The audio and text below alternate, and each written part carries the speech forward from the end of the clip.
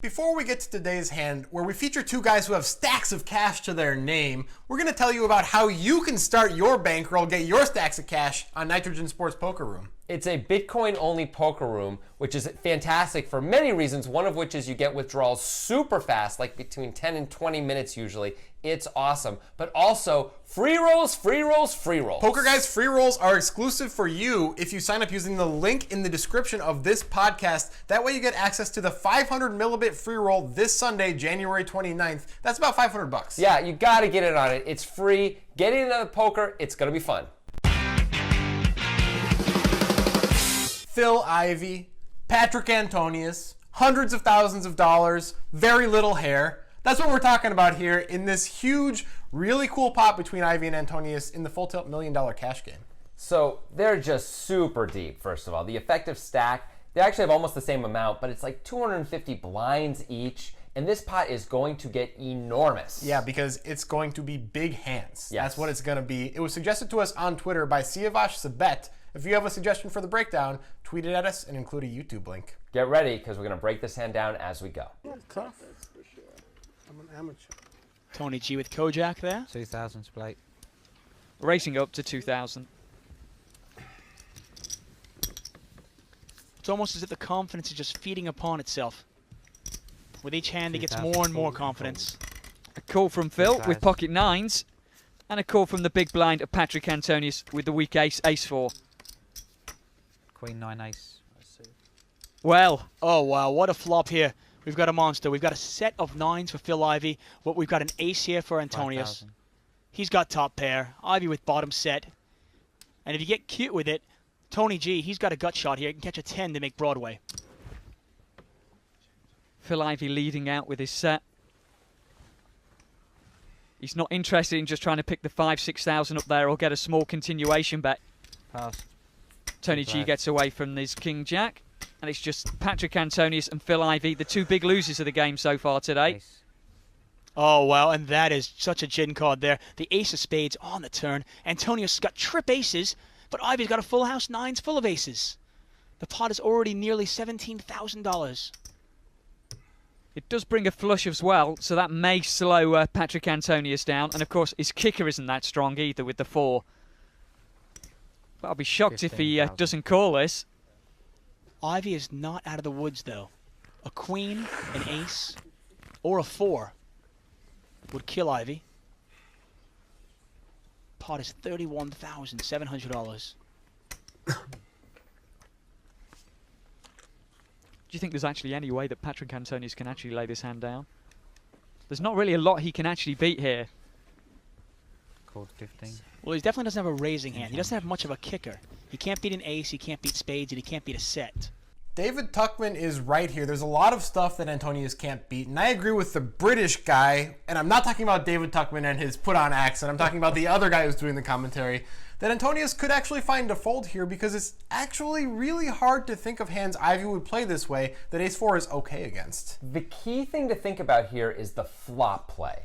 So if this had checked around on the flop and Ivey bet, of course Patrik would call, because now trip aces, even with the 4 kicker, can absolutely be the best hand. Right. But Ivey bet into the pre-flop raiser and Patrik with the worst position on this board. On an ace-high board, that's important. So we have to ask ourselves as Patrik, would Ivey bet his non-spade gut shots and open-enders on the flop?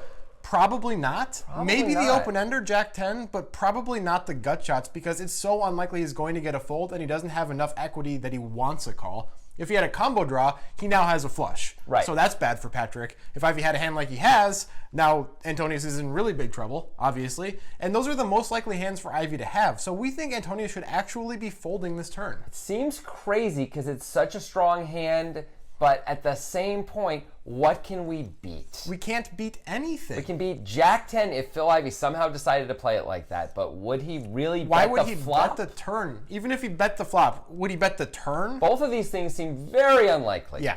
So it seems like Antonius is just calling because he got trip aces. And to be clear, Patrik Antonius is an incredibly good player. Oh, yeah. Very good. But we think this call, unless there's some big leveling war behind it, is a mistake. Because I can't imagine Phil Ivey just having a random bluff like 4 or 5 of diamonds here. Not that he would bet on the flop into Tony G and Patrik. It just seems so odd on this board. Right, so Patrik probably should have folded here. Probably. Upon first inspection, sure, trip aces, looks great. I mean, we had to have a long talk Yeah. about it on our podcast before we came to, he should fold. I Yeah. didn't know that until we talked about it Right. for about 15 minutes. But in the end, this call is about as bad as David Tuckman's accent. Here's the river. Wow, what a card! Oh, and this is just one of those days where if you're Phil Ivey, just stick your head somewhere and go somewhere else. This is terrible. A 4 on the river, and Antonius has made full house. The pot is already $46,000. I don't see how Ivey doesn't lose all his money here.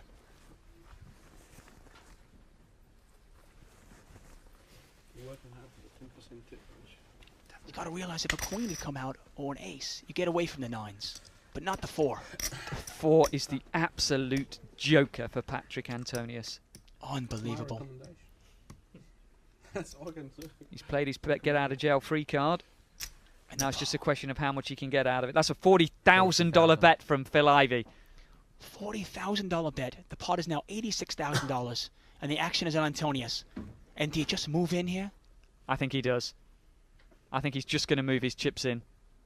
He's got the right amount for a standard can of raise here.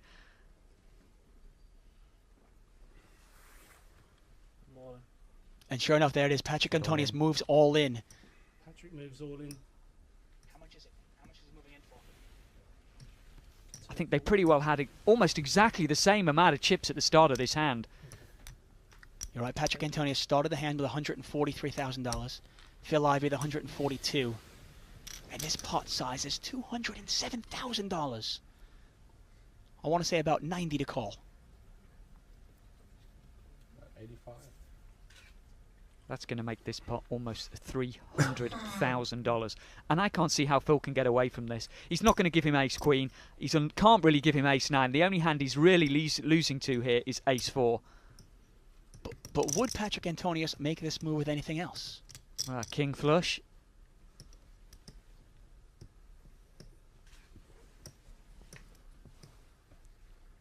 The pot's offering him 2-1. Unbelievable.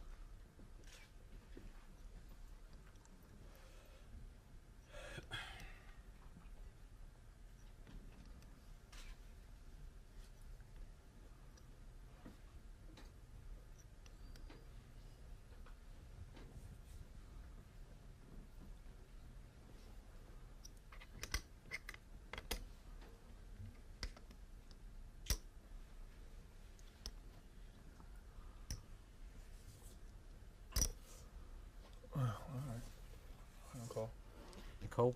And He Phil says Ivey call. is called. He is called. This is the biggest pot in the history of televised poker in Europe. It's unbelievable. Full house. $300,000 almost in this pot. And Phil Ivey desperately unlucky on that 4 on the river. That is massively unlucky for Phil Ivey, like they just said. But props to Phil for tanking for so long with such a strong hand in this spot. It makes sense to tank, but when you're there, oh man, what a spot. I mean, it's one of those things where you feel you're probably beat. You're getting this great price. You've got such a good hand. Seems hard to fold. But let's get a little more into it, All right, shall let's we? get into it. So Ivey bombs the river, having bombed the flop and bombed the turn. Yeah. So it seems pretty clear based on the board texture and the way things played out that Ivey has pretty strong hands in his range here. Sure. Usually a good flush or better. Yeah, you would expect it to be a flush and probably a good one. Yeah, like the jack high flush or better seems like most of what Ivey's going to bet here. Yeah, he might be able to bet slightly worse flushes too. I Maybe think. sometimes, but we don't want to go too far with it. I agree. Because Patrik has a lot of flushes in his range. Yes. And that's a problem. So Ivey's bet makes sense. He's going for max value, probably expecting Patrik to show up with a flush a lot of the time. Absolutely. He doesn't really think Patrik has too many full houses in his range because ace-queen would likely have raised on the flop a lot of the time, Or sometimes the turn. or sometimes pre-flop. Right. So there's a lot of times that Patrik doesn't have ace-queen. Ace-9 is heavily blocked by Ivey and has the same concerns. Pocket fours we would be beating, but Patrik never has that, so No. we're not thinking about that. And pocket queens and pocket aces, very unlikely because of the pre-flop action. Pocket aces, yeah, very, very unlikely. Very, very, very unlikely. So there's not that many hands that are beating us as Phil Right. Ivey when Patrik moves in here, which makes sense, by the way. Patrik should be moving in. Oh, absolutely, because we think Phil's got a flush a lot of the time, and when Phil bombs it to this degree, it's easy to be Patrik and think, Well, he may have a few hands that are beating me. Like, Phil absolutely can have ace-queen here, Yes, right? he certainly can. But I block that because I've got an ace in my hand. And doesn't Phil just have the nut flush all day? Yeah, it seems like Phil has a flush a lot of the time, and from Phil's perspective, it seems like Patrik has a flush a lot of the time. Yes. But that changes a little bit in Phil's mind when Patrik moves in. Now we don't expect Patrik to have like the 9 high flush here ever, the 8 high flush, I guess. Not when Phil bets 40K on the river and then Patrik raises another 80.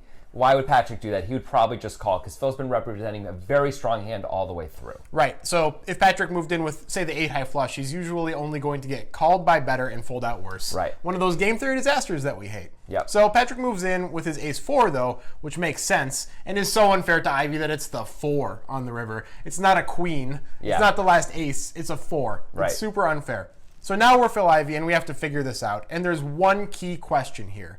Does Patrik move in for value with the nut flush? Probably is the answer. I think he really kind of has to. It's only 80K more. I know that's a lot of money. Yeah. But for these guys, it's just one bet more. It's just one normal raise. It's a natural raise. If they were significantly deeper, it's possible Patrik wouldn't raise this because he'd be concerned about getting blown off the hand if Phil Ivey had blockers. He could actually get bluffed. Yeah. But Patrik can't get bluffed. It's only 80K more, and he can think of hands that Phil can have that might very well call him, which is pretty much all flushes. However, on our podcast, we did think that maybe a jack-high flush for Ivey would be a bet fold. So in that case, it's not the best to move in with a nut flush Yeah. for Patrik. We don't know what level Ivey's thinking on in terms of this, and that's important because if Patrik can move in with a nut flush, we think Patrik has as low as king deuce suited, so he Yes. has a lot of nut flushes, and it's a slam dunk call then.